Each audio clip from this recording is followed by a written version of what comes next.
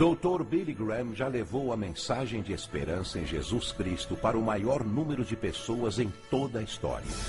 Mais de 210 milhões de pessoas em 185 países ao redor do mundo foram tocadas pela mensagem do Dr. Billy Graham. Por mais de 60 anos, ele vem fazendo com que milhares de pessoas entreguem suas vidas a Jesus. Dos povos de países mais remotos da África ao coração de Nova York. Tanto para grandes chefes de Estado, como para os povos mais humildes e necessitados. Hoje, o Dr. Graham compartilha conosco a mensagem de esperança em Jesus Cristo.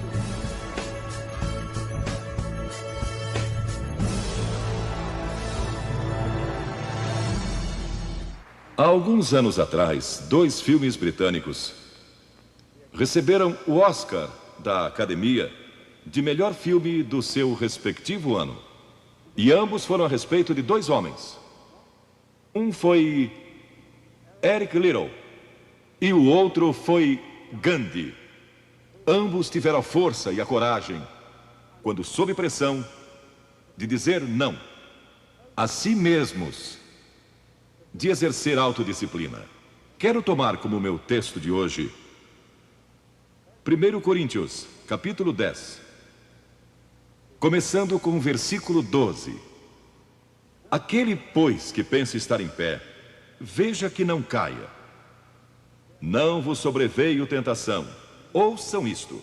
Não vos sobreveio tentação que não fosse humana. Todo ser humano enfrenta tentações no decorrer de sua vida. Mas Deus é fiel e não permitirá que sejais tentados além das vossas forças. Pelo contrário, juntamente com a tentação, vos proverá livramento, de sorte que a possais suportar. Deus proveu escape, se você conhece a Cristo. Bom, aqueles 2 filmes tiveram um tremendo impacto sobre o mundo. O de 1982 foi Carruagens de Fogo, a história de Eric Liddell. Um jovem que disse não a si mesmo e sim a Cristo. Ele surpreendeu o mundo quando se recusou a correr num domingo nas Olimpíadas de Paris de 1924. E vocês todos sabem que ele disse não até mesmo ao príncipe de Gales, que lhe pediu que corresse, porque ele era o homem mais rápido do mundo nos 100 metros. Mas ele disse não, porque ia ser num domingo e era contra suas convicções bíblicas escocesas. E recentemente foi comemorado o 60º aniversário da grande vitória de Eric Liddell nas Olimpíadas, porque ele correu nos 400 metros, em que ninguém achava que teria chance, e venceu. E fizeram esse grande filme a respeito da sua vida. E o que muita gente não sabe é que a vida de Eric Liddell não se limitou àquela vitória, porque depois que se formou na Universidade de Edimburgo, quando partiu, a estação estava lotada de colegas e professores cantando "Saudai o nome de Jesus", porque Eric Liddell foi para a China como missionário. Foi capturado pelos japoneses durante a guerra e morreu num campo de concentração japonês. Mas naquele campo, ele trouxe alegria e coragem a todos os prisioneiros, pois pregou para eles e cantou para eles, ministrando as suas almas. E ouvi dizer que estão preparando um outro filme, mostrando sua vida ali, porque ele teve coragem de dizer não. O mundo ouviu falar dele, porque ele disse não àqueles que tentaram fazer com que abandonasse as suas convicções cristãs pessoais. E eu penso em William Booth, há pouco mais de 100 anos atrás, que fundou o Exército da Salvação. Ele se converteu, tornou-se um vigário, um pastor, e foi para as favelas de Londres, para as zonas da luz vermelha. Pregou entre a gente pobre, formou um pequeno grupo chamado Banda Aleluia, e ia às esquinas, e ia também às prisões. E alguns dos líderes religiosos da época não gostaram daquilo. E assim ele foi chamado diante de uma conferência de líderes religiosos e disseram: William Booth, você vai pregar onde nós o mandarmos, senão será excomungado. Ali estava ele, diante daquela vasta assembleia de pastores. Que podia dizer? Catherine Booth, que se tornou tão famosa quanto ele, sua esposa, estava na galeria e abanou o seu lenço gritando: William, diga não! E William obedeceu sua esposa e disse não, e assim nasceu o exército da salvação.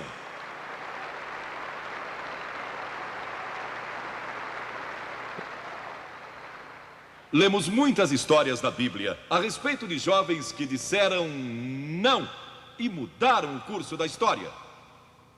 A primeira que quero mencionar, talvez nunca tenham ouvido falar. Seu nome foi Vasti e foi rainha da Pérsia. A esposa de Assuero, que reinou desde a Índia até a Etiópia. Pensem em todo o petróleo que ele tinha e provavelmente nem sabia. Um dos monarcas mais ricos que já viveu. E ele deu uma grande festa que durou muitos dias. No fim, provavelmente já bêbado, ele ordenou que sua esposa Vasti viesse e ali dançasse para todos os seus convidados. E ela assombrou aquele grupo de líderes mundiais. Ao se recusar, ela disse não. Eu não vou expor o meu corpo para esses homens. Ele mandou outra mensagem, ameaçando que ela deixaria de ser rainha e perderia seus confortos e bens materiais e toda a sua fama. Mas a sua resposta foi a mesma: não. E ela mudou a história, porque foi deposta como rainha.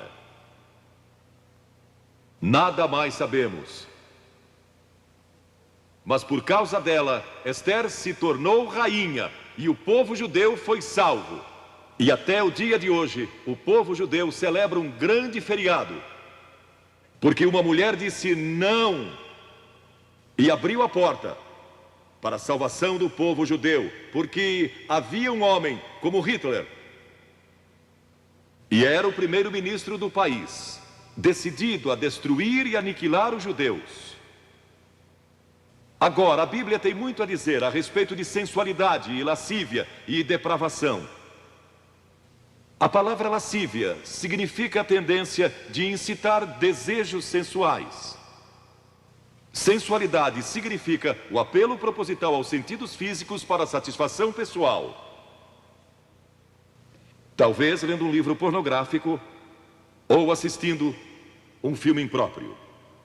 A Bíblia diz que devemos nos abster das paixões carnais, da sensualidade, que fazem guerra contra a alma. Elas estão em guerra contra a sua alma e seu espírito. E a Bíblia diz que devemos nos abster delas, ficar longe delas. E então a Bíblia usa outra palavra, réprobo. Agora, isso se refere a pessoas totalmente depravadas, de consciências mortas ou cauterizadas, não sabem mais corar, perderam a capacidade de discernir entre o bem e o mal. E em Romanos 1:28 lemos: e por haverem desprezado o conhecimento de Deus, o próprio Deus os entregou a uma disposição mental reprovável para praticarem coisas inconvenientes. Ou seja, Deus desistiu deles dizendo: vão em frente, gozem toda depravação e toda sensualidade que quiserem, não vou perturbá-los. Ainda não. Mas saibam que seus pecados os acharão e prestarão contas no dia do juízo. E Paulo, escrevendo ao jovem Timóteo, disse: também estes resistem à verdade, homens de todo corrompidos, réprobos quanto à fé. Em outras palavras, rejeitaram a Cristo por tanto tempo que suas consciências se cauterizaram e seus corações se endureceram. E mesmo que o Espírito de Deus lhes fale, eles não podem ouvir. É por isso que é importante que você aceite a Cristo quando é jovem. É importante que venha a Cristo agora. Se o Espírito de Deus está falando com você, entregue a sua vida a Cristo. Porque o dia pode chegar em que a sua consciência esteja morta e você não possa mais ouvir a voz de Deus. Ela disse não. Mas Vasti, você vai perder o trono, vai perder suas riquezas, pode até perder sua vida. Ela disse: minha resposta é não. Qual é sua resposta hoje àquelas coisas que são erradas? À mentira, à lascívia, à cobiça, ao preconceito racial? Qual vai ser? Você vai disciplinar seu corpo?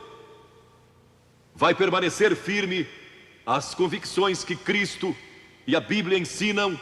Ou vai ceder e seguir pelo caminho largo que leva à destruição? Ou vai entrar pela porta estreita e pelo caminho apertado que conduz à vida eterna? Qual vai escolher? Você tem uma escolha hoje. Deus nunca vai forçá-lo a escolher.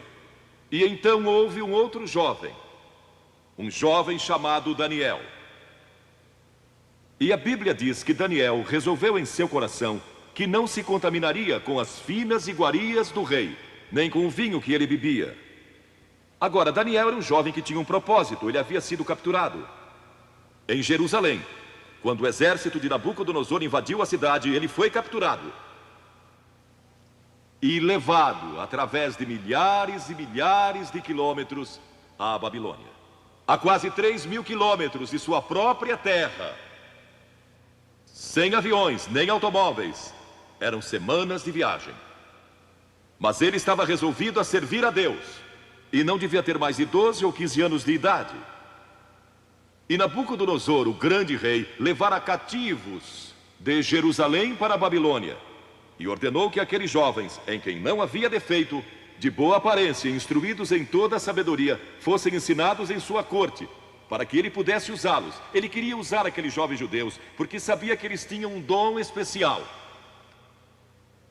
E durante o período de treinamento, mandou que lhes dessem os melhores vinhos e as mais finas iguarias, e todos os confortos disponíveis na corte de Nabucodonosor.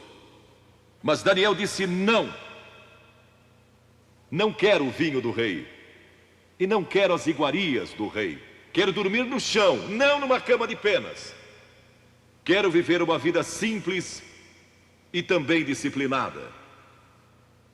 Que diferença dos que mal podem esperar pelo dia em que possam sair de casa e se divertir.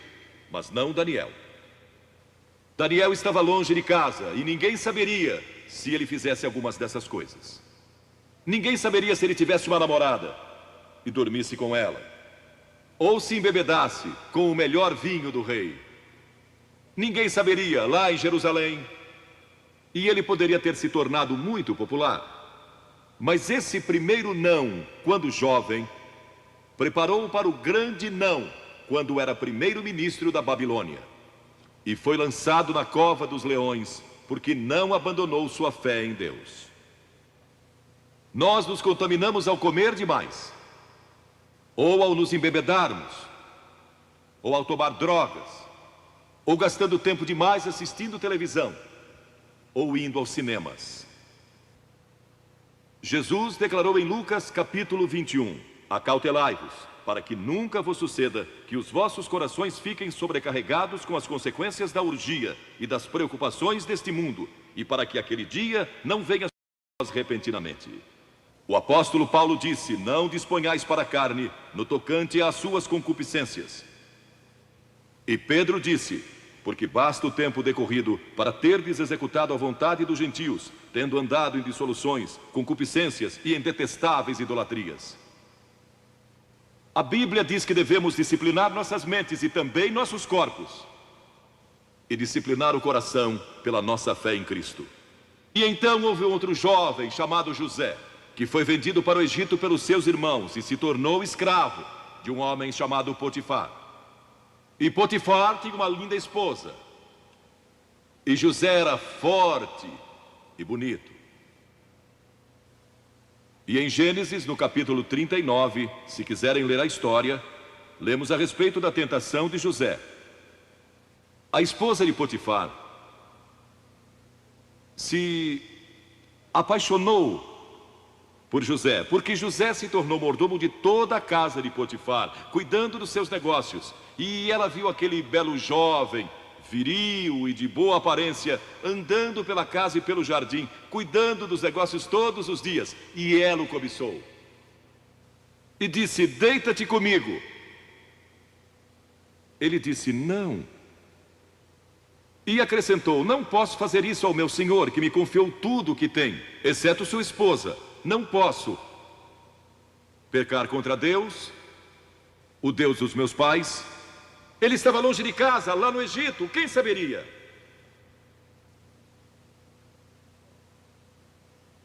Mas disse não. E quando disse não, na última vez, ela o agarrou e ele fugiu dela, deixando sua capa. E ela começou a gritar, chamando os servos e dizendo: ele tentou me violentar. O que não era verdade. Mas Potifar acreditou e mandou que ele fosse lançado na prisão. E muitos de vocês sabem a história, que ele foi para a prisão. E através de uma série de circunstâncias, ele depois se tornou primeiro-ministro de todo o Egito. E governou o Egito sob o faraó. Deus o guardou e o promoveu.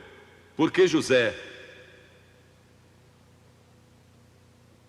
teve a coragem de dizer não quando foi tentado. Agora, sexo não é pecado.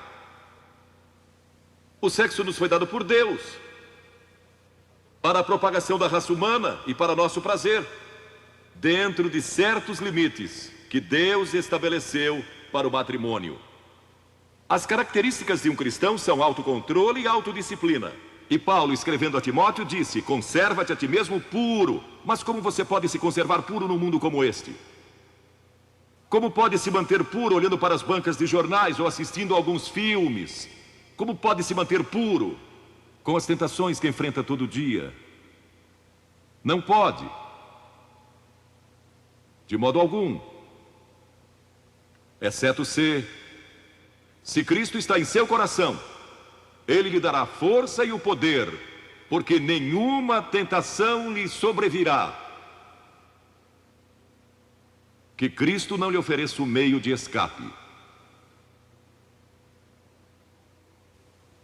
Entregue sua vida a Cristo hoje, deixe que Ele controle a sua vida, deixe Ele ser Senhor de sua vida.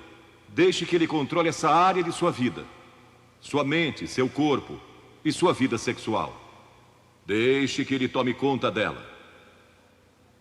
E lemos a respeito de um outro jovem chamado Moisés. Em geral pensamos em Moisés como um homem velho, de barba. Mas foi na juventude que ele tomou a decisão que o levou à grandeza. Porque a Escritura diz: pela fé Moisés, quando homem, talvez 17 ou 18 anos de idade, recusou ser chamado filho da filha do faraó. Recusou. Ele fez uma escolha, preferindo ser maltratado junto com o povo de Deus, a usufruir prazeres transitórios do pecado. Agora, observe que ele estava no Egito. Era filho da filha de faraó, herdeiro do trono do Egito. E talvez seria o próximo faraó. Mas ele fez uma escolha, porque sabia que seu povo, o povo de Israel, era escravo dos egípcios. E ele teve que tomar uma decisão no auge da sua glória. E no auge de tudo o que lhe foi oferecido. E ele disse não a Faraó. Não vou ser seu filho, prefiro sofrer e morrer com o meu povo. E servir o Deus vivo e verdadeiro. E foi exatamente o que ele fez. E conhecemos Moisés hoje como um dos grandes homens da história. Ele rejeitou os prazeres transitórios do pecado. E há uma diferença entre prazeres e alegria. Quem ama os prazeres empobrecerá, diz a Bíblia. E ela cita um homem que disse: entreguei meu coração à loucura e aos seus prazeres, mas tudo isso é correr atrás do vento. Quem vive em prazeres está morto, embora viva, amando os prazeres mais do que a Deus. A Bíblia diz que há pessoas que amam os prazeres mais do que amam a Deus. É o seu caso? Você ama Deus mais do que ama prazeres pecaminosos? Não falo de esportes e todas essas coisas maravilhosas que temos. Falo de prazeres pecaminosos. Mas a alegria é produzida pelo Espírito Santo. E há centenas de passagens que falam dessa alegria. Você pode ter alegria, mesmo quando não tem prazer, porque a alegria é profunda. O anjo disse aos pastores naquela grande noite: não temais, pois vos trago boa nova de grande alegria, que o será para todo o povo. E mesmo no sofrimento, quando você recebe a Cristo, Deus não remove o sofrimento. Ele não remove todos os problemas e as dificuldades da sua vida. Não faz isso. Ele não promete, se você está desempregado, conseguir um emprego amanhã se você aceitar a Cristo hoje à noite. Ele promete que lhe dará graça e força e alegria em qualquer situação. Bem-aventurados sois quando os homens vos odiarem e quando vos expulsarem da sua companhia, vos injuriarem e rejeitarem o vosso nome como indigno, por causa do Filho do Homem. Regozijai-vos naquele dia e exultai. Ele disse: quando vierem a mim e tiverem problemas e tribulações e as pessoas odiarem vocês, ele disse: exultai, porque grande é o vosso galardão lá no céu, pois dessa forma procederam seus pais com os profetas. Todos que viverem piedosamente em Cristo serão perseguidos, a Bíblia diz. Ainda haverá sofrimento. Jesus disse: quem não tomar a sua cruz e negar-se a si mesmo, não pode ser meu discípulo. Moisés escolheu a alegria de seguir a Deus, em vez da vida de prazeres no Egito. O que você está seguindo? Qual é a sua escolha nesta hora? E então o último é Jesus. Jesus foi tentado em todas as coisas à nossa semelhança, mas sem nenhum pecado. Quer dizer que Jesus foi tentado a mentir? Sim. Que Jesus foi tentado a cobiçar? Sim. Que ele foi tentado a adulterar? Sim. Que Jesus foi tentado a roubar? Sim. Ele foi tentado em todas as coisas, como nós, mas sem pecado. Como ele teve vitória sobre a tentação? A Bíblia nos diz no capítulo 4 de Mateus e em muitos outros textos, mas vou falar só deste. O diabo veio a ele quando ele estava faminto e sedento e disse: se és o Filho de Deus, manda que estas pedras se tornem em pães. Observem que ele tentou colocar dúvidas na mente de Jesus quanto à sua identidade. Agora, Jesus era o Filho de Deus, nascido de uma virgem, Filho de Deus, que foi ressuscitado dos mortos pelo poder de Deus e está vivo hoje. Mas o diabo pôs dúvidas em sua mente. Ele estava fraco e cansado e faminto, um ser humano. Ele não enfrentou o diabo como Filho de Deus, enfrentou-o como homem. E ele sempre respondeu citando as Escrituras. É por isso que você deve decorar as Escrituras. Nem só de pão viverá o homem, mas de toda palavra que procede da boca de Deus. Jesus disse que há uma coisa que é mais importante que a comida, e sexo, e coisas materiais. É sua vida espiritual. E então ele disse: se tu és o Filho de Deus, atira-te abaixo, porque está escrito: aos seus anjos ordenará a teu respeito que te guardem, para não tropeçares. E Jesus de novo respondeu: está escrito, não tentarás o Senhor teu Deus. E então o diabo levou a um alto monte e lhe mostrou todo o futuro do mundo, todos os reinos que ainda estavam por vir. E lhe disse: se dobrares o teu joelho e me adorares, eu te darei todos os reinos do mundo e sua glória. Jesus não argumentou se ele podia fazer isso. O diabo pode dar-lhe qualquer coisa. Alguns de vocês estão vendendo as suas almas por nada, coisas sem valor. A Jesus ele ofereceu o mundo todo, mas ele sabia que a cruz estava esperando por ele, e o único meio de salvação para o mundo era a cruz. Se tivesse obedecido o diabo, nós nunca teríamos tido a oportunidade de sermos salvos e perdoados. Jesus teria tomado um atalho e nós estaríamos perdidos. Mas Jesus disse: está escrito, ou melhor, começou dizendo: retira-te, Satanás, porque está escrito: ao Senhor teu Deus adorarás e só a Ele darás culto. E assim o diabo o deixou, e anjos vieram e o serviram. Observe como Jesus enfrentou o diabo ao ser tentado. Primeiro, ele citou as Escrituras. Segundo, ele estava cheio do Espírito Santo. E terceiro, estava na vontade de Deus. Você está disposto a dizer não às tentações do diabo? Está? Pense nisso. E está disposto a dizer sim às declarações de Cristo, de que Ele é Filho de Deus, e quer que Ele entre em seu coração e perdoe seus pecados, salvando? Ah, eu sei, muitos de vocês foram batizados e confirmados. A maioria de vocês talvez sejam membros de uma igreja, ou se identificam com uma igreja, ou talvez vão à igreja 2 ou 3 vezes ao ano.